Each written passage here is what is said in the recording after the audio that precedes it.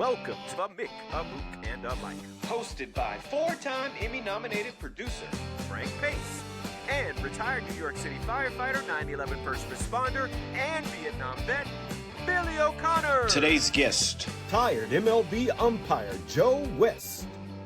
The game's longest tenured umpire. Yippee! My brothers, Billy, Derek. My brother, how are you? Look at this, Joe West himself. The man himself. The man, the myth, the legend, Joe West. I feel so outnumbered. Why Oh, is that? yeah. Why do you feel you'll outnumbered? Well, you'll be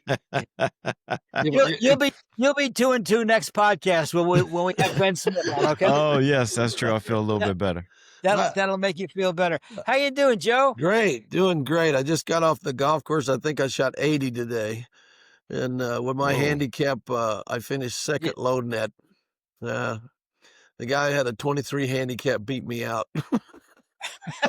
Well, it sounds like we used to play those those celebrity tournaments. Don Baylor hosted one, and Doug DeCinces hosted another one. Enos Cabell was always like 10 shots better than Enos Cabell's team was always 10 shots better than everybody else's. It's amazing how he did that. Well, So what you been up to, Joe? What you been up to, Billy? What you been up to, Derek? It's been a while. a quick one. The guy shows up at the golf course. His friend says, "Man, I'm surprised to see you." He goes, my wife. She told me, tie me up and do anything I want. So here I am. He is a very sick man, and I'm beginning to think that Billy problems. is living proof that birth control should have been retroactive. When he told me the best part of me ran down my father's leg. I don't go there, please. So, Joe, I saw an interesting video of you just this morning. As a matter of fact, Madison Bumgarner was at the plate, and you called a strike right down the middle, but you didn't use a vocal. You just said strike, and then so he didn't know the count, and he struck out on 3 pitches, and you had to tell him he had struck out. Yeah, I remember that. He was he didn't know what the count was, and so the catcher said, "Isn't that 3?" I said, "Yeah, that's 3." I saw that on video. You were laughing your ass off. You were laughing. You saw the laughing. The guy said, "I never saw Joe laugh so much." Yeah. I said, he hasn't spent much time around Joe. That's for sure. No, it's certainly funny. You don't see these people that are announcing the games very often. So one of the guys I used to see a lot was John Miller with San Francisco. I used to talk to Joe Morgan all the time when he was doing the broadcast up there, but for the most part, you don't see these guys because before the game, they're interviewing the players. They're trying to get the scorecard right and everything. So they have no idea who's umpiring the game till you walk out there. But the old guy that used to come by the locker room before every game was Jack Buck from the Cardinals. He would come in and he'd say hello, and as his health was deteriorating, he told us a story. He says, I've got Parkinson's, and I shake a lot, and said, yesterday I was downtown, I saw an old friend, and I went up and gave him a big hug, and he's got the same problem I do, and here we are hugging each other, and the police arrested us for indecent exposure. But Jack would come by every game to say hello. In fact, there's a great story about him in San Francisco. He was going into the ballpark, and he recognized the umpires had pulled in behind him to go into the security. And he told the security guard, he said, the car behind me is the umpires. The guy driving the car is Bruce Fremming. He's going to say, "I'm Bruce Fremming, one of the umpires." When he does, tell him he's too fat to be an umpire. Right? Jack said when he pulled in through the guard gate, he looked back and Fremming was out of the car and had the guard by the throat. That's funny. So, Joe, I would be remiss if I didn't ask you the question that's on everybody's mind. What's your take on the automatic umpires next year? Well, they know it's not ready, and they want to put it in anyway. I think has something to do with the player's contract. I think it has something to do with the gambling compensation and all this stuff. But I do know for a fact that they had a compensation committee that voted 7-2 to put it in play. And the only two people that voted against it were that catcher from Seattle that hit all the home runs this year, Raleigh, and the umpire that was the only umpire on the committee. Everybody else voted to put it in. Now, I do know for a fact that that linear box that you're looking at on TV is supposed to be over the front edge of home plate. Well, they're going to move that linear box back to the middle of home plate. So there'll be a possibility that a ball could actually clip the strike zone at the front of home plate and not be called a strike by the machine. It's there's a lot of technical stuff that goes on with this stuff. And we proved in the beginning that their first Questec stuff to grade umpires was not as accurate as it should be. And we've proved that the ZE that grades them now isn't as accurate as it should be. In fact, it misses 7 to 8% of the pitches that it grades the umpires on. And my biggest problem when I was negotiating for the union, and I told Manfred this, I said, you can use this as a teaching tool, but you can't use it as a grading tool because it's not accurate. In fact, we have umpires who are better than your system. And I told Sandy Alderson that when he was in charge. I said, I'm working with 3 guys right here that are better than your Questec. And he got mad about it, but I mean, it was a fact. I was working with 3 guys that were very talented behind the plate. And then when Frank Pulley was managing the balls and strikes for the umpires, Frank was a longtime umpire in the National League. If he thought you were doing something wrong where you thought you were missing pitches, he would help you. He would say, well, you might be a little low here. You need to get up where you can see the whole strike zone. You can't hide behind the catcher. You'll have to be in this position or that position. And we had a coach.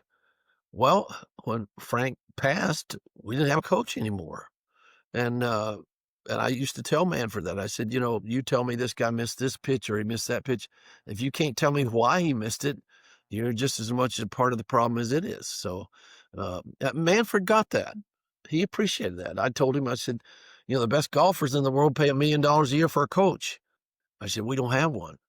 And we're out there doing trial and error, and we don't have a rehearsal. We don't have a batting practice that we go to, and this and this and this. And he got that. But I'm sure there's a lot of pressure from the ball clubs to institute this challenge system. They did go to this compensation committee and say, do you think we should have a challenge system or should we let the machine do all the pitches? And the compensation committee said, no, we don't want the machine doing all of them. And I think they know that's because it would show the flaws in the machine. But I'm sorry to say that they're going to put it in play next year. I do know for a fact that when they used it in spring training, the umpires, according to this machine, were missing over 10% of the pitches. And I believe that was the machine. I don't believe it was the umpires because we don't have an umpire, or we didn't when I was umpiring, that graded less than 95% on all his calls. So how can it be that in this machine that you're grading them with, they're 95% correct, and in this thing you're going to put in play, it's 90% correct? I mean, so the numbers don't add up to me, and I honestly believe in. I remember Ron Say one day said, I can watch the first 3 innings and tell you what the umpire is going to call for the rest of the game. And that was back before we had these grading systems. And I remember working with Lee Wire. And if the ball was in the air and between the dugouts, the first 2 pitches were strikes. And the next pitch, he made him throw it over the plate. Dutch Rennert had a postage stamp strike zone. Bruce Fleming had a postage stamp strike zone. But guys like Lee Wire, they had great big strike. John Hirschbeck had a big strike zone. And they moved the strike zones to be more consistent by putting in these monitors to tell you, we think that pitch is outside and we'd like for everybody to call the same thing. Well, I agree with that. I agree that we should all try to be as consistent as we can. But if the machine is not 100% accurate, which it's not, How are you going to tell me that that machine is better than the guy who's been umpiring 20 years? Yeah. Again, but don't you think it's inevitable that the political climate, pussification of baseball, don't you think the automatic strike zone is inevitable? If not, well, we know it's going to be coming the challenge system next year for 2 challenges, but 2-3 years down the road, don't you think all of Major League Baseball will be under the automatic umpire all the time? I think that's where they're going. I think that's what they're trying to do. So I might come out of retirement sitting in a chair while that machine calls the pitches. But I remember when they put in the replay on the bases. They spent, what, $45 million to prove that we're 99% right on the bases? And the greatest thing that did for the umpiring profession was that the players now believe that the umpires are trying to get every call right. Before, they thought if you called them out that you didn't like them, and they acted as such. And but now, if a guy slides into second base and he thinks he's safe, he just puts his hands over his ears and says, "Go to replay." And so that was a positive thing for the umpiring profession and the ability to get along with the players. They're still going to have arguments over balls and strikes because they do, and it's just what it. I mean, I watched a pitch the other night, and I very seldom watch baseball, but this kid for the Yankees took a pitch and looked like the whole ball was on the plate, and he turned around and argued. I mean, and I'm thinking, what do you want? Well, the other side of that is the pitch that the umpire called the San Diego player out on, which was about a foot Low. beneath the strike zone, and that set off a really untidy display by San Diego after the game toward the umpires, and that's not right. No, that's not right. Well, and here's the other thing. This kid's one of the younger umpires working the playoffs. And why, and I'm not going to second guess anybody's ability or whatever, but why isn't the crew chief working that final game? Well, all of those playoff games, none of the crew chiefs worked home plate in any of the games. Why wouldn't you put the crew chief of that series behind the plate for the third and final game?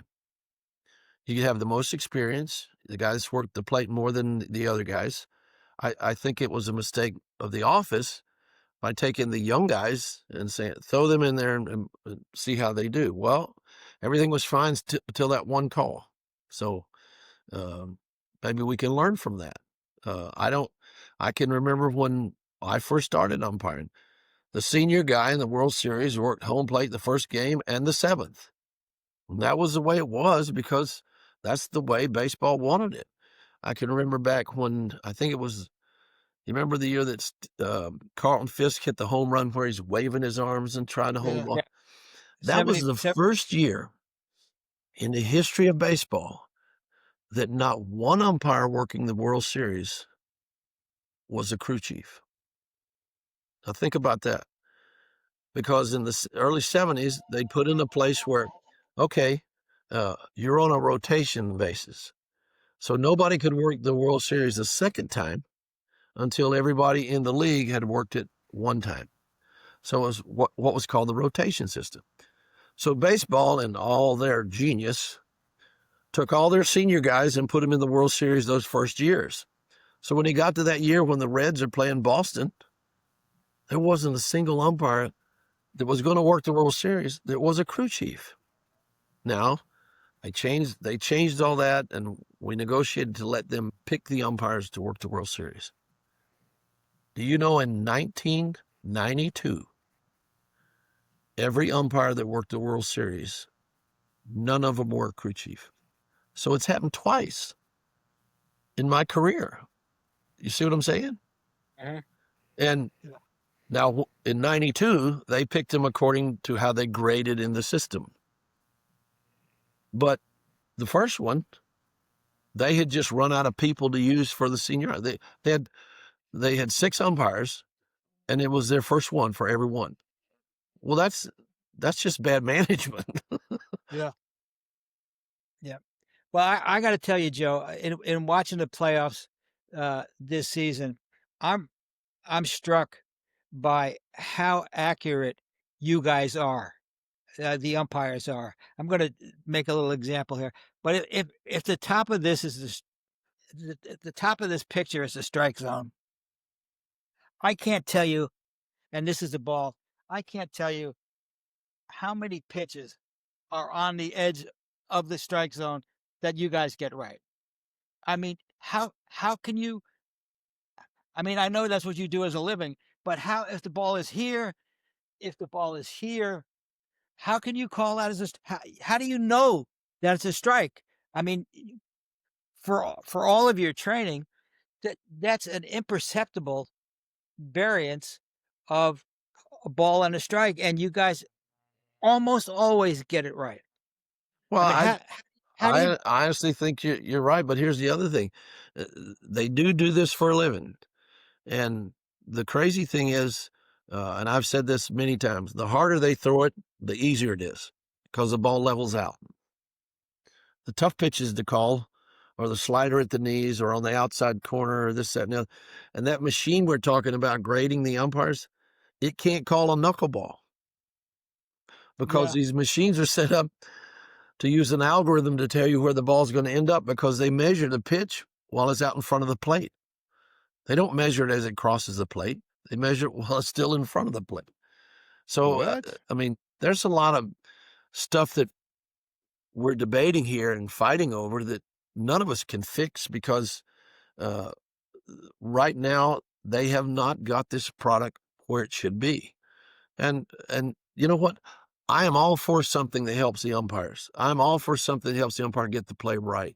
I mean, if he could have fixed that pitch and made it ball four, I'd be all for that. But I'm not for putting something in play that's not accurate. So, and you're right. They're going to go as far as they can with this automated stuff, and they're going to they'll be successful because they got more money than the umpires union does, and the owners are the ones that are pushing it. I don't think all the players are pushing it. I know the kid that got called out on strike, he's pushing for it now, but I don't think all the players are pushing for it. So and maybe I missed it. What's the reason why the owners want it? I don't know. I mean, I don't know why you would add this much more to your economic cost, other than I know baseball's pretty good about making somebody else pay for it. But it doesn't make sense to me to put another $50 million in place when you're paying the umpires an exorbitant salary to call the pitches, you know? Well, I don't think that the umpires are being paid an exorbitant salary because what is the salary? What's the average umpire make today? Oh gosh, and compared to the players, nothing. But Well, I mean, a first year umpire is going to take home about $180,000. Okay. And the top umpire is going to make short of $600,000. Okay. Well, the top umpire is the average umpire is making $200,000, $300,000. That's a lot of money. But when you look at the season, where do you live, Joe? Well, I live right outside of Orlando, a little place called Claremont. Okay. How many nights did you sleep in your bed when you were umpiring? Only when I worked spring training. Yes. So I would go on the road for 125 games, and I was on the road for all 125 of them. Yeah, and when you weren't doing those 125 games, you were probably in New York working the review system. Right. So that's another 20 days. So I mean, you don't have a life, basically. I mean, well, not for the summer, and I think that plays on the umpires that have children they're trying to raise and stuff like that.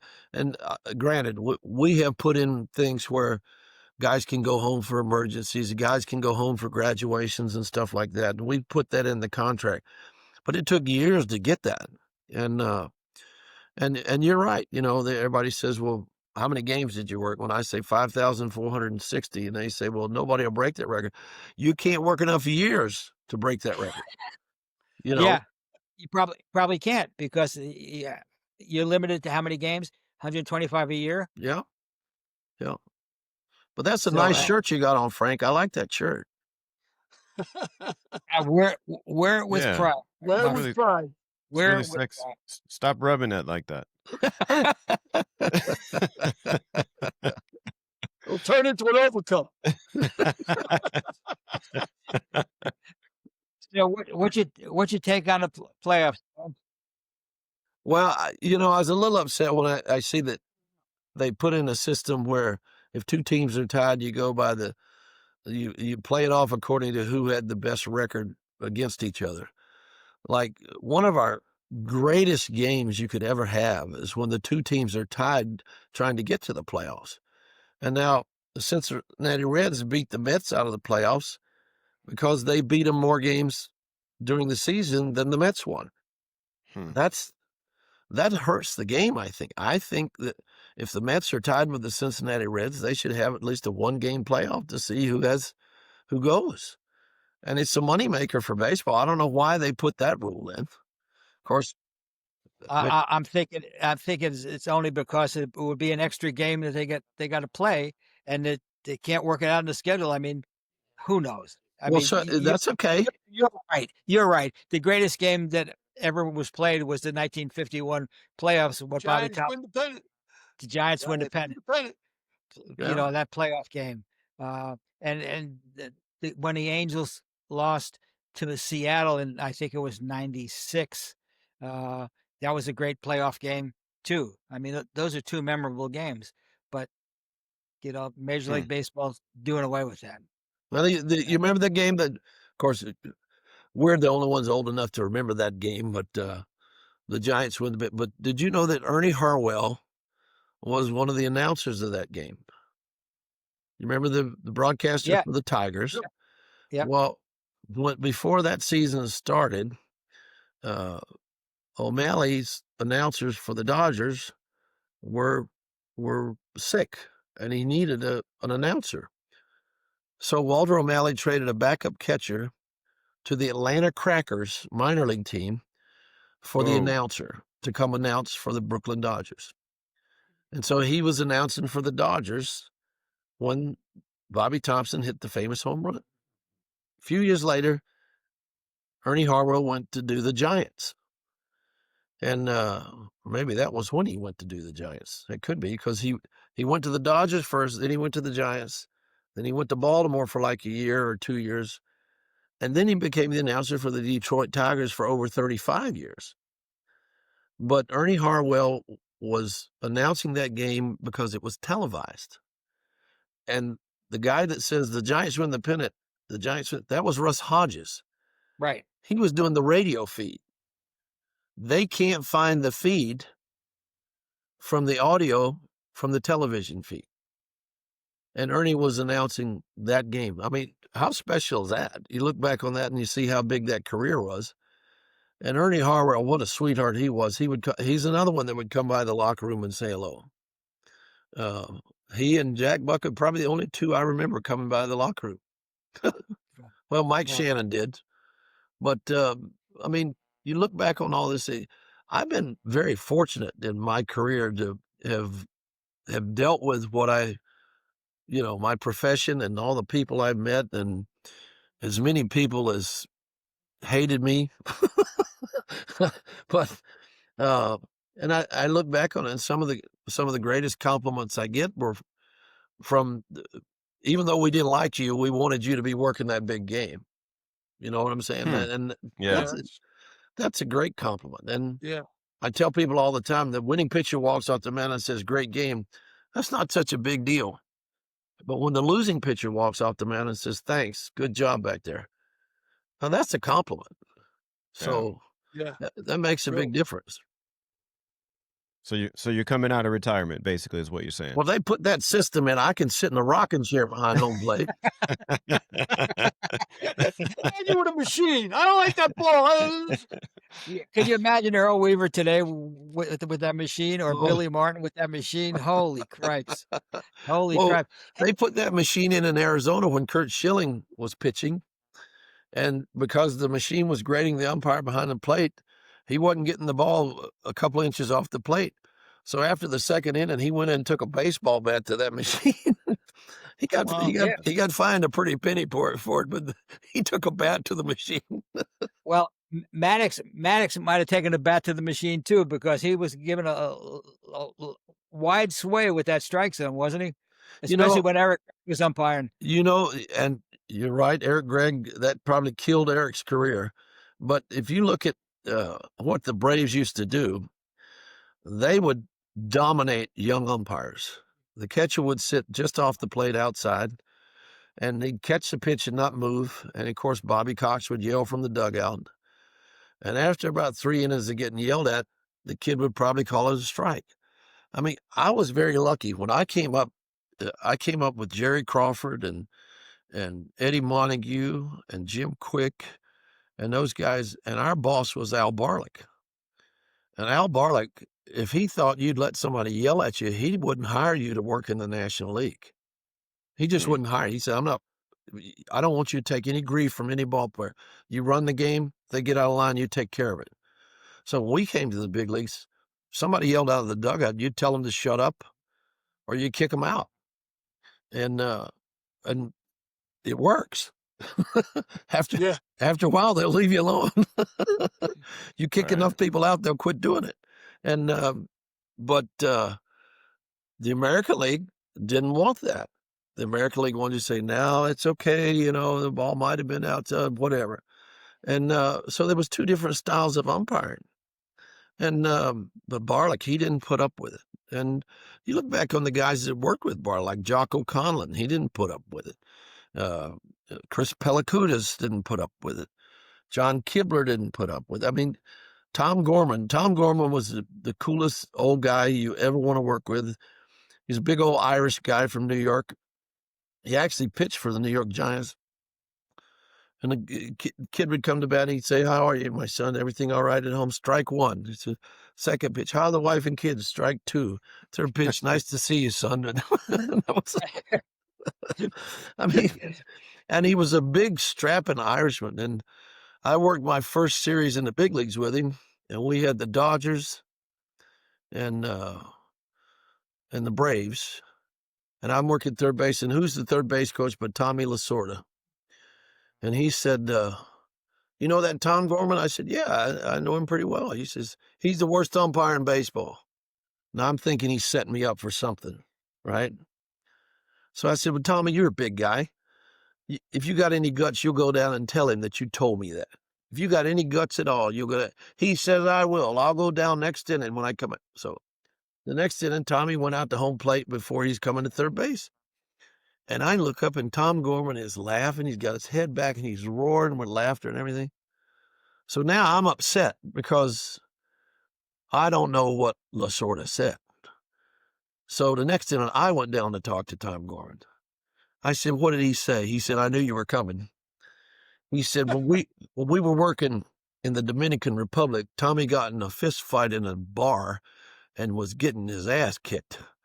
And I went over and beat up about 3 guys that were picking on him and got him out of there. He said, Tommy Gorman loves me.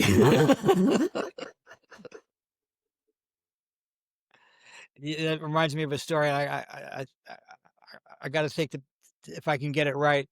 But Lee Trevino had his caddy Herman, and Herman was clubbing him one day, and he hit a 5-iron, and there was a debate between a 5-iron and a 6-iron.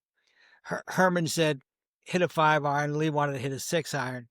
He hit the 5-iron and he flew the green. And he said to Herman, you must be the worst caddy ever.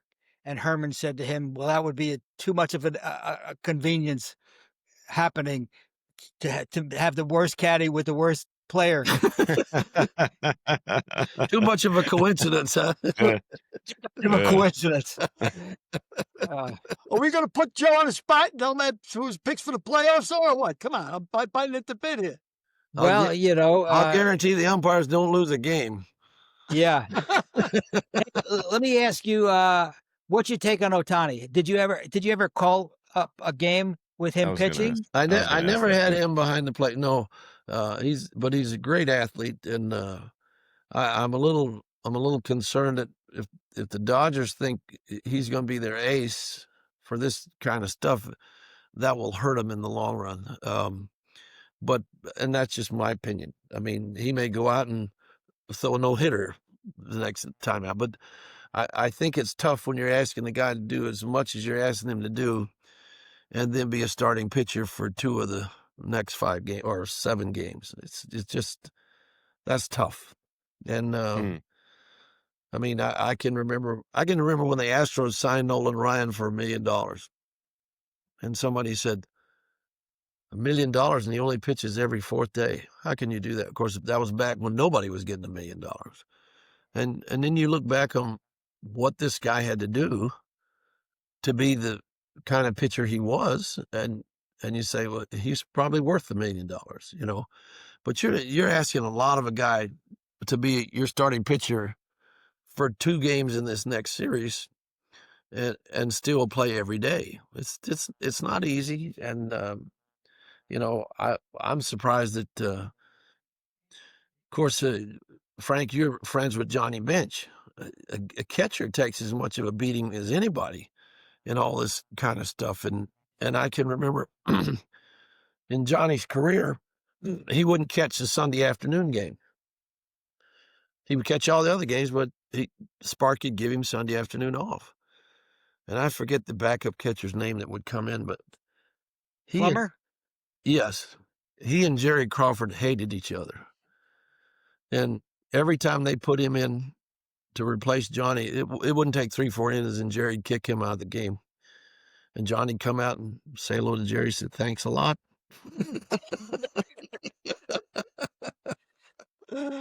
Did you ever call a game? I know that we weren't behind the plate when he was pitching, but did you umpire games that he played in? Oh, yeah. Yeah, absolutely. Yeah. And what was your take on him then, and how has he changed over the years as a hitter? Well, you know, I think he's gotten smarter because he's been playing long enough to see how everybody tries to pitch him. And I think he's gotten better. He's had spectacular seasons, and what's really amazing, he might be the biggest Japanese kid I've ever seen. He's a monster. He's a big kid. And of course, when I first saw Aaron Judge, I thought to myself, this guy's never going to be able to play baseball. He's too big, but he's adjusted very well.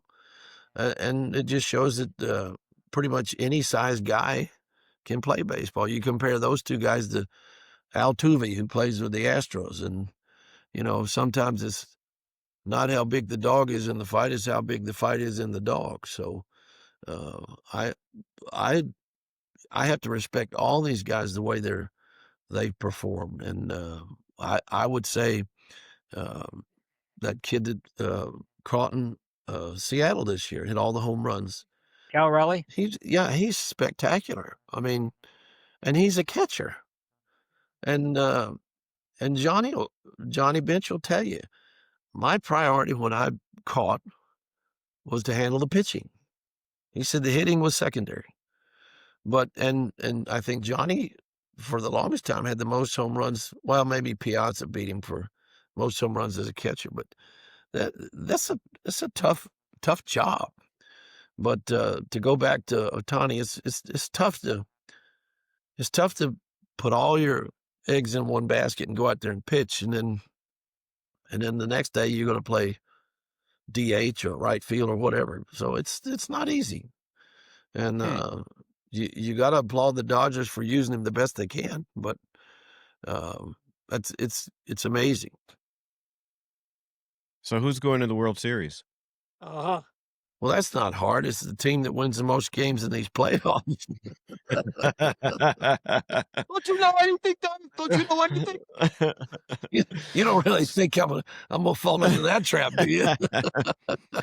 Well, let's look at the standings right now, National League. So, well, go ahead, Frank. You go ahead. Oh, well, I mean, this is not Wednesday, so we're gonna have an issue, I guess. Cubs are winning 6-1 today, so it's going to be Phillies and the Cubs. Can they beat the Dodgers? Or, Okay, all right, yeah. Well, the So go Cubs ahead, didn't Frank. have a very good start.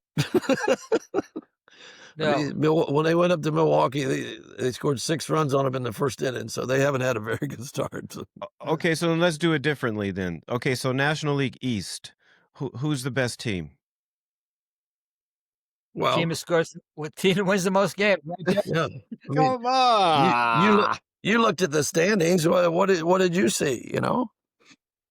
Wow. They pay. Okay, give me the top 2 teams then. Top 2 teams. So Phillies, Mets, Mariners, Braves, Nationals. Right now, Well, the leading Braves is aren't in it.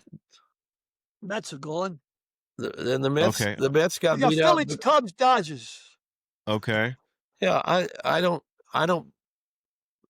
don't think you can judge who's going to win something in a sport where you got to hit a round ball with a cylindrical bat and hit it square and then hit it where people can't catch it.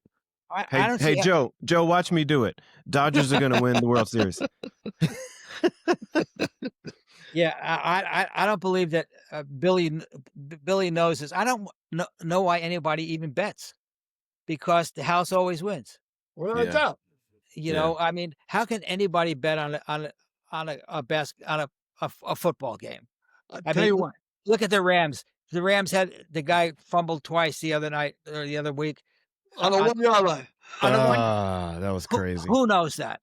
Who knows that? I mean, Billy says that. Well, Billy's right. The house always wins, but how do those guys know within 2.5, 3 points what's going to happen in the game? It's amazing to me. It's incredible. The numbers are unbelievable. I'll give you a great story. I tell you why they still gamble even though they lose, because they like the juice, the action, right? It's like the guy who loses $2,000 in a crap game and his buddy says, "What's the matter with you? You played that crap game? The one where? Fremont Street? You played in that crap game? You know it's a crooked game." Guys, yeah, but it's the only game in town. He says, you got to need the juice. They want the action. That's it, That's why you gamble. That's why you were smart when you became a bookie.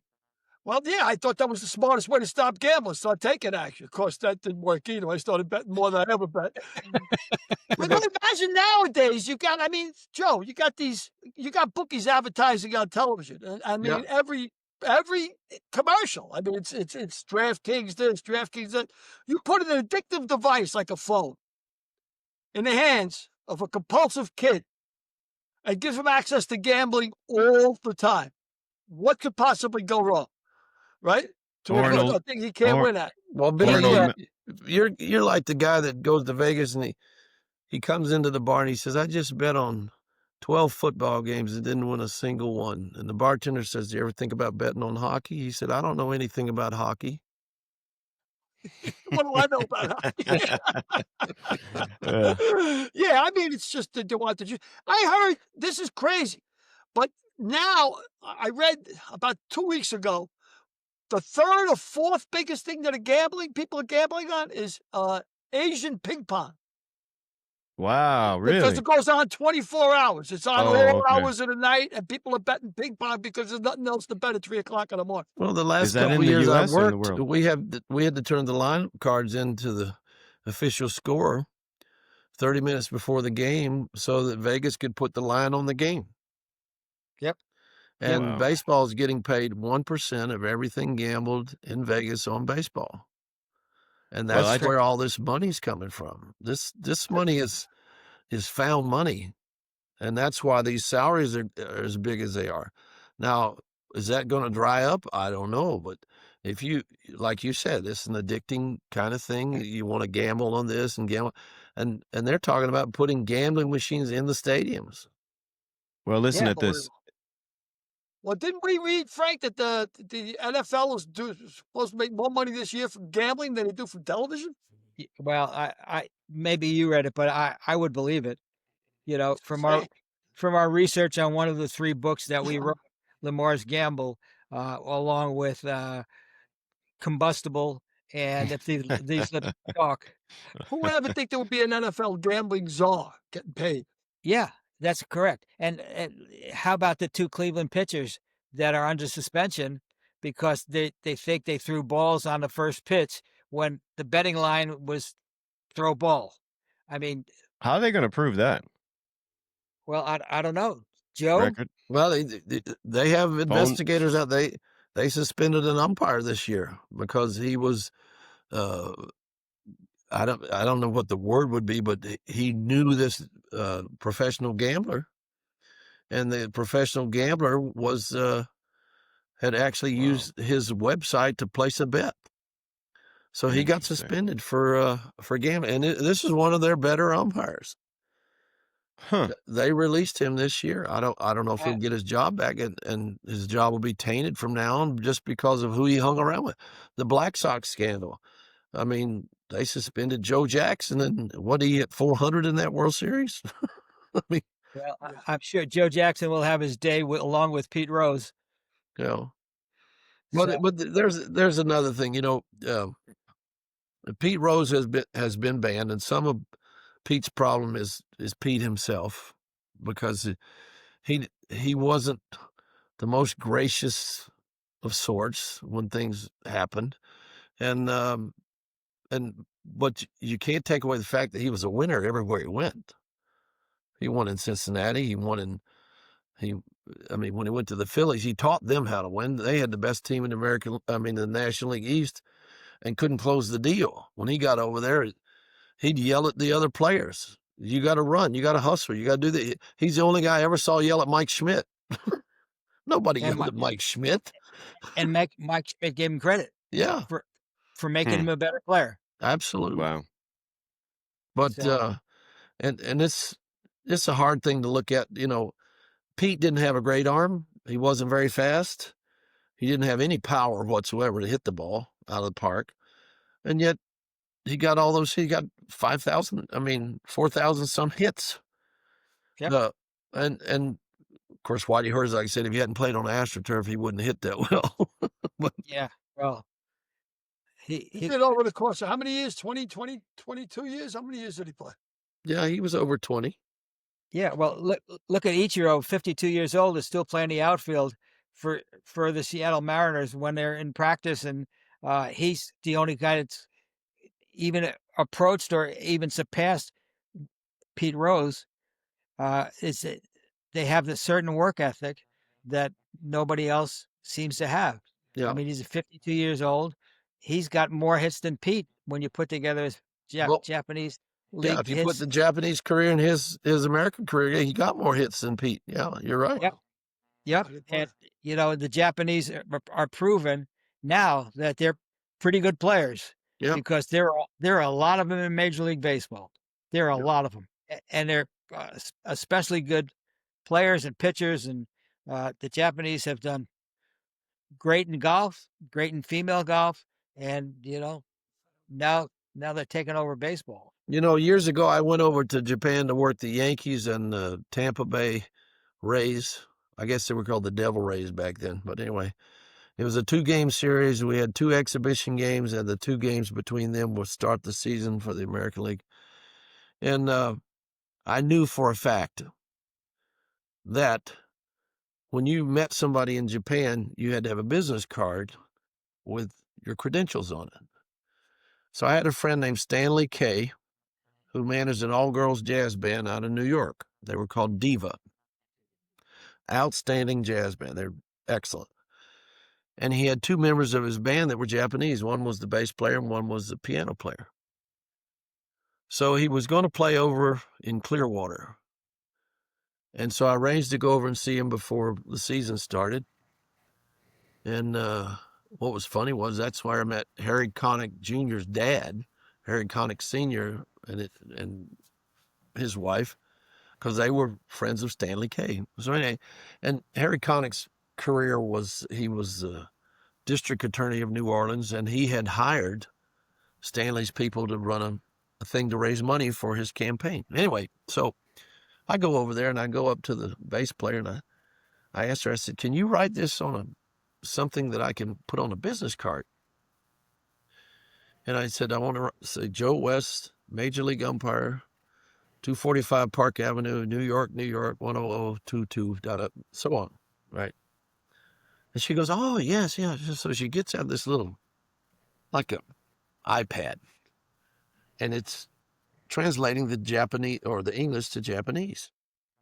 And so I have these business cards that have it in English on one side and it's in Japanese on the other side. And she's explaining to me the caricatures and everything. And when it got to Major League Umpire, the writing was different. So I asked her, I said, what is that? She said, well, the Japanese don't have a word for umpire. So we use the Chinese word and symbols, and we call it shimpan. So now remember that, shimpan. So I said, that's great. I got this thing. And so I take it to the piano player, not knowing that she was listening. So she heard everything that I had told the bass player. And I said, Miko, can you tell me what this says? And I showed her what she had written down. She says, oh, yes. It says a Joe West, Major League Ass Wipe, 245 Park Avenue. She got it really good. So now it was years later, and George Hendricks is first base coach for Tampa. And they had a little Japanese second baseman. I think his last name was Morikawa. And he walks during this inning, and now the other team is bringing in a relief pitcher. So George is there, and George is a pretty funny guy. And the little Japanese guy, he doesn't speak much English. So I said, konnichiwa, which means hello. And he turned around and said, oh, konnichiwa. Oh, so.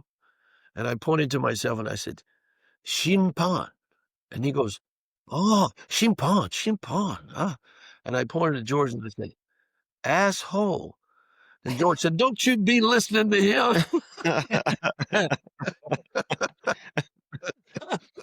Oh, that's great. Joe, what were the 3 highlights of your career? If you could think of just 3, what do you think they would be? Well, I had home plate for Dwight Gooden and Nolan Ryan in the playoffs. Wow. I think Dwight struck out 9, and I think Nolan struck out 12.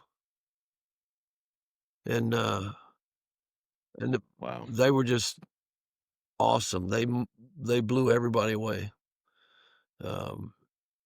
That's probably one of them. I was at first base for Nolan Ryan's 5th no-hitter, but just being at first base, I didn't have to do much. I was behind the plate for Willie McCovey's 500th home run. The only reason I know that is because I saw it on the scoreboard when they put it up. I had first base when Pete Rose tied the record for most hits in the National League, most consecutive games with a hit, and I had home plate the next day when he broke it.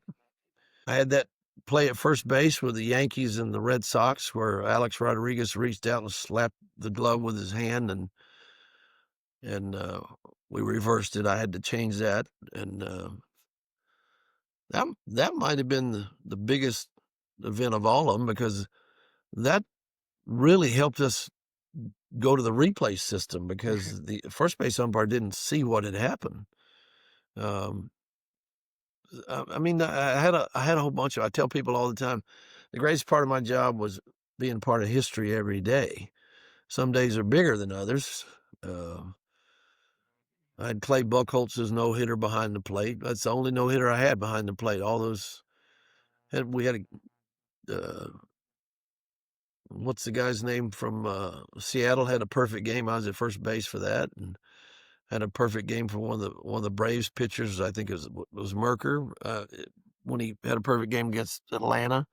But like I said, there's a lot of them. There's so many of them. You look back on them, and like I said, to pick 1 or 2 or 3 out of them, it's tough to do. But they're all good memories, you know. Let me ask you then. Let me give you another one. There's a thing in sports called the King of the Hill moment. Is that the moment you know you belong? There's a moment a Major League Baseball player knows he can hit at the Major League level. There's a moment that a pitcher knows that he can pitch at the Major League level. What was your King of the Hill moment? When you were coming up, did you realize you were good enough to umpire in the major leagues? And you have to be in the major leagues to make that statement.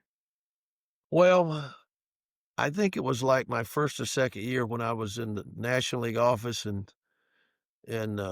I'd had some plays where I had an ejection or something, and I tell you what, when you were young like that and you're doing everything the right way and everything, you're going to run into some roadblocks or some problems. And Chub Feeney was the president of the National League, and he was upset because I had kicked out somebody. And he, off the cuff, he says, "You're the worst umpire I have in this league." And I said, "If I am, you got a hell of a staff." and from then on, I never really second guessed anything I did as far as umpire. I mean, you learn from some of the mistakes you make. I mean, I can remember times I'd go over and tell the manager, "We're going to have to kick your pitcher out because he's throwing at the guy," and I'd end up kicking him out first. And you learn from how to handle things. But I think that might have been the defining moment, because he was angry about some owner yelling at him. Mm-hmm. And but when I fired back at him, he sat down in his chair. Well, that's when you knew you belonged. Well, I was struck by Joe saying, of all the games, think of how many games you've umpired over your career, and you've only been behind the plate for one no-hitter. To show you how hard that is. That was amazing. Yeah. And it was only like his second or third day in the big leagues, I think. Wow. Derek, you got any more questions for Joe? Oh, he's going to show me how to hit that round ball with that cylindrical bat and hit it square. Well, let's see. He's going to show you how everybody in the major leagues will develop an umpire, develop a knuckleball to screw up the automatic calling system. Exactly. For me and Derek to talk baseball with you two guys is like absurd. But I got to ask, who do you think's got the best pitching staff between the two? Your opinions? Who's got the best pitching staff on the teams to the left? I don't watch him enough to give you a very intelligent answer there. But if you look at the teams that have the closers, they're the ones that you need to be afraid of. That kid pitched the other night for the Yankees. What did he strike out? 10 or 11? I forget. Yeah. Big, tall, wiry kid. Schlittler? Yeah. I couldn't even pronounce his name. Anyway, I would hate to hear Billy pronounce his name with a few beers. I mean, that's the first time that's the first time I'd ever seen him pitch, and he was very impressive. You know who was as impressive? The closer for the Padres, who struck out all 9 guys he faced. Yeah. But those are the kinds of pitchers you got to be afraid of, because I mean they're unhittable. Yeah, because you look at the Dodgers staff. I mean, if anybody goes more than 6 innings, you got to scoop. Yeah. I mean, Snell hasn't gone more than 6 innings. I mean, he just did it against the Padres, but 5 and take a dive is usually what Snell goes. And Glasnow's been hurt, and Ohtani. I think Dave Roberts will have to pry him out of the game. He may go 6 or 7 if he can get through the first couple, if he's got to stop. And their best pitcher is Matsumoto. So they've got the best starting staff, I think, in baseball, and they're backed up by Sheehan and Kershaw. So your money's on the Dodgers, Frank? No, because the Dodgers have a piss poor bullpen, and if they can recreate what the Angels did in 2002 with Frankie Rodriguez, came out of nowhere with Sasaki, then they got a chance. But who knows whether Sasaki can pitch 2 days in a row or 3 days in a row. Well, over the times that we've been dealing with baseball, the pitchers that go after people, the Seavers, the Ryans, Steve Carlton, Candelaria, all these guys that go after the hitters can pitch into the 8th and 9th inning because they're throwing more strikes. And I say this specifically for the National League, but the American League, because of the DH, it wasn't till just recently that the National League had the DH.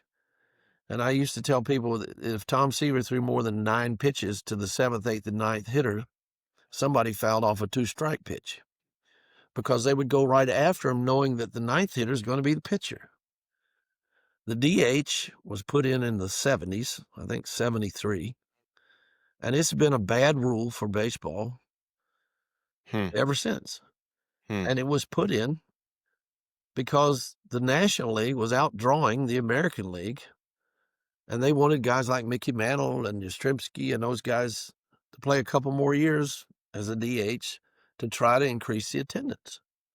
And the National League was outdrawing the American League because of the influx of the Latino players and the black players, because they were more exciting. They were showing that they could play baseball. Did you hear that, Billy? And like you're talking about the Japanese players, they're showing that they can play at this level. That's a big deal. And I had a long conversation with Jerry Reinsdorf. I said, "You grew up in Brooklyn. Why would you like the DH?" He said, "I don't like the DH, but the fans do." And he says, "I'm trying to please the fans." And Reinsdorf owns the White Sox, So I can remember telling La Russa and Torrey, "You want to speed up the game? Get rid of the DH, and that'll speed up the game." But they're not going to do that. Not only that, the Players Association would have a stroke because you're taking away another one of their players. Well, I think the American viewing public would have a stroke too now, because would you rather see Ohtani hit 4 times a day or just when he's pitching?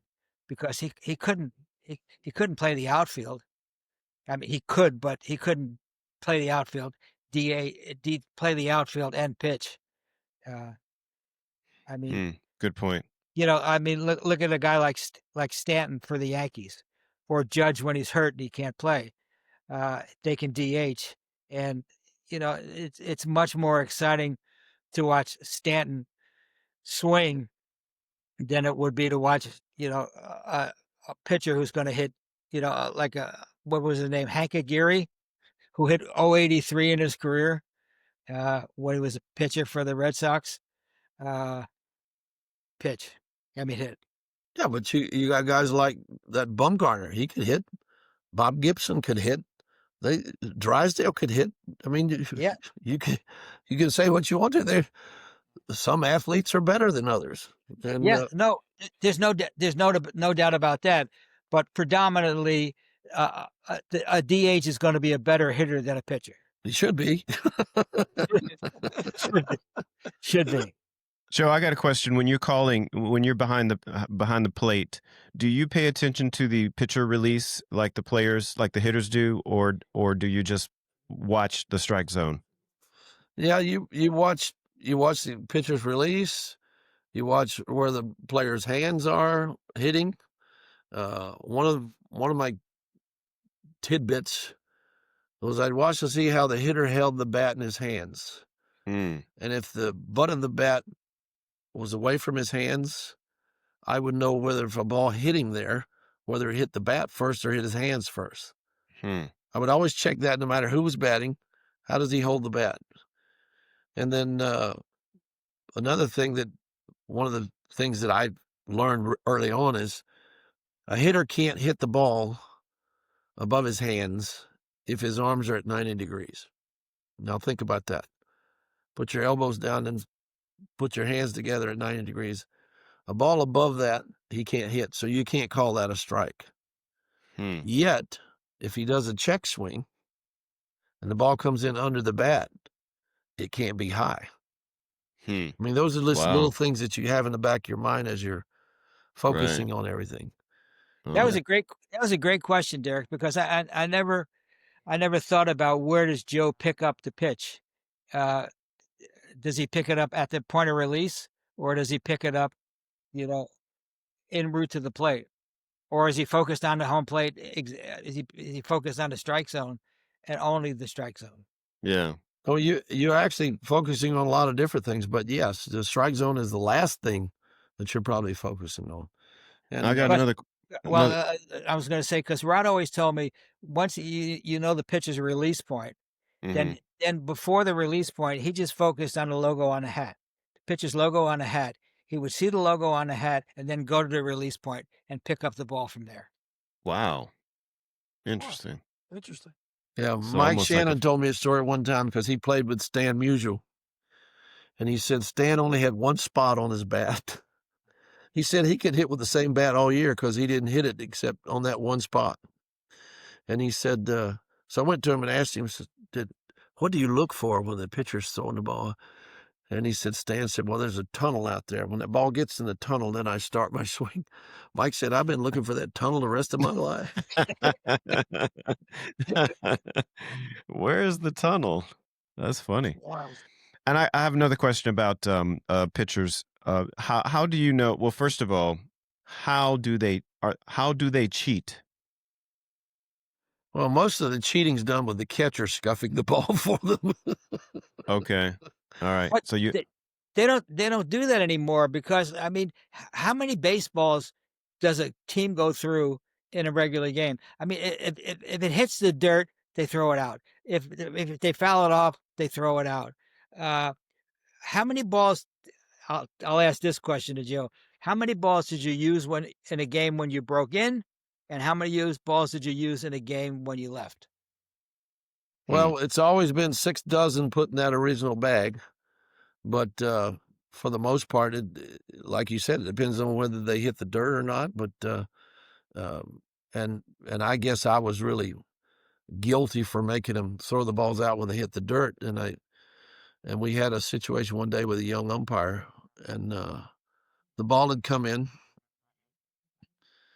and the hitter had foul tipped it. And the question was, did it hit the dirt before he caught it?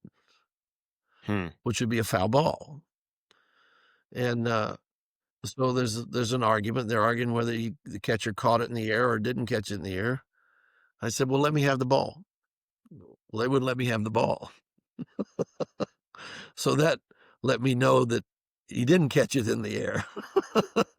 right. And if it had to hit the dirt, you could see the spot on it. So I would teach all the young umpires that I work with, if the ball hits the dirt, you need to get rid of it.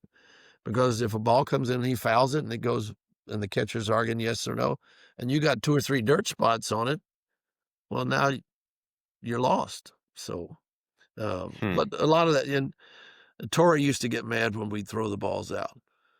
And I told him the same thing, and he said, well, that makes sense. How come I never thought of that? Well, Elson Howard used to scuff the balls for Whitey Ford on his shin guards. Yeah, Whitey had a hell of a cutter, and it was a different meaning then. Yeah, we had a dozen balls that we confiscated that Don Sutton had thrown that had the same scuff mark on the same spot of the ball. We had a dozen balls, and they were in John Kibler's locker. He was the crew chief. And John left them in, and we were leaving there, and we were gonna take the balls and mail them to New York, right? So the next day we got to the ballpark, and there was a brand new dozen balls in place of those that we had taken. Wow. And I'm sure the clubhouse guy had nothing to do with it, but I know the Dodgers did. Right. It says that each game uses between 96 and 120 balls, and the record recorded, even though they don't really keep track of this, is 144 for balls used. Well, that could be right, yeah. Yeah. But and it's an amazing thing because those baseballs are expensive now. I mean, Yep. I order them from Rawlings to keep some in my truck for when I see a little kid with a glove or something. And if you don't think they're made of gold, give one to a little boy. Yeah. Yeah, I bet. Yep. What do they? I Go like ahead. the trend of people giving balls to little kids now at the ballpark. That's a great trend. Yeah. Instead You of remember the old owner of the Mets, Doubleday, Nelson Sure. Doubleday? Nelson Yep. Doubleday. Yeah. So his dad was responsible for taking Eisenhower to Augusta to play golf. And the funny thing is, he was with Doubleday Books, and that's how he inherited most of his fortune. But the point is that he owned the Mets, and he was a fun-loving kind of guy. He'd come by and say hello sometimes to the locker room, but I caught him bothering the ball boy when I was trying to get baseballs in the game, and I caught him taking the balls and calling kids down and giving them away, using the game balls that we have and giving them away while the game's going on. So I took a ball out of my pocket when the ball boy came out, and I wrote on it, "Baseball's pleading poverty, and you're stealing them out of this game." I said, next time he asks for a ball, you give him that one. He said, it'd be a pleasure. So between it, as the kid brought me another set of balls, and he said, Mr. Doubleday wanted you to read this. And on the other side of the same ball, it said, and you're throwing them out with reckless abandon. So I still have that ball. Touche. Oh, that's cool. great. Touche. Any last questions for Joe? No, just always a pleasure seeing you, Joe. You look great, buddy. You're looking good. You Yeah. guys are very Billy, you need to get your eyes fixed. You've never heard that before, though, have you, Joe? Oh man. What they say said you need glasses. I said they don't pay me to see them, they pay me to call them. And I'll be seeing you up in Pebble Beach at the end of November, first week of December. Yeah, I Oh, look forward to nice. it. It's always a I'm pleasure to looking see you for stuff. guys. It's a lot of fun. Always good. It'll be great. Great. How's Rita doing? She's good. She went shopping today for a long sleeve blouse for Pebble Beach. You know, and Sweet. we got another golf trip coming up. We're playing a place called Old Barnwell. It's up in South Carolina next weekend. And we're playing up there, and then we're playing a tournament in Destin. And she's done very well. Last tournament she was in, the USGA, she tied for first and lost on the scorecard. Yeah, I know. Yeah, you told me. Yeah. You told me. So she was a little upset about that. Well, everybody, if we don't do another podcast before Thanksgiving, have a nice Thanksgiving. If we do, we will. That'll be great. Anyway, Yeah. It'll Sounds be good, brother. It'll be good guys- to be with you turkeys again. Ah.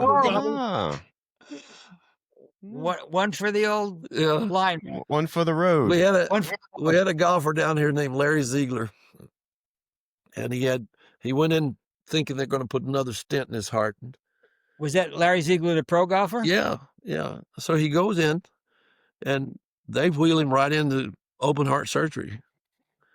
And so it was like a month-long recovery. But anyway, I mean, open heart surgery is a big deal.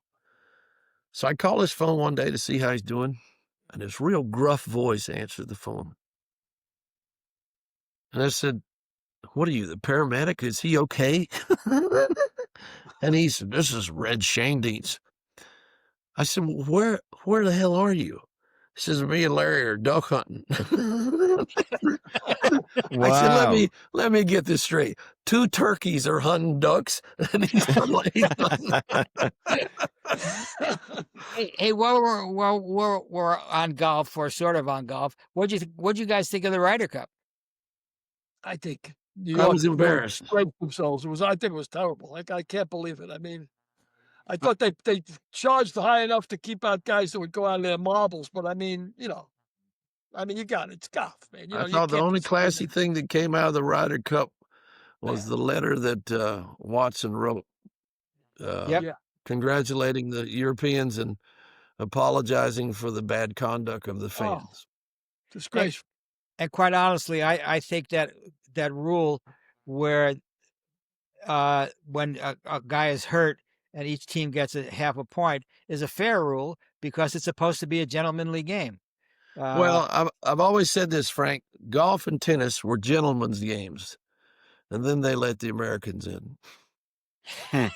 Yeah. Sadly true. That's true. That's true. Sadly. So Well, anyway, we've done it again.